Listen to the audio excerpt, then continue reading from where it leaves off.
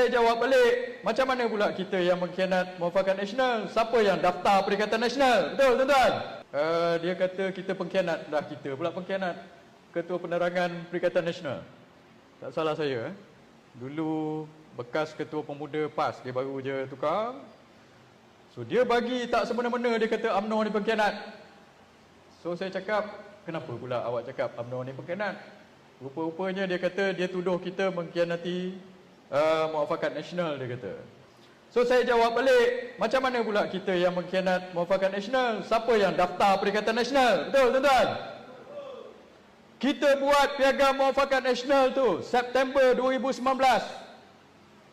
Tak sampai 1 tahun, tuan-tuan, dia dah daftar Perikatan Nasional. Macam mana tu?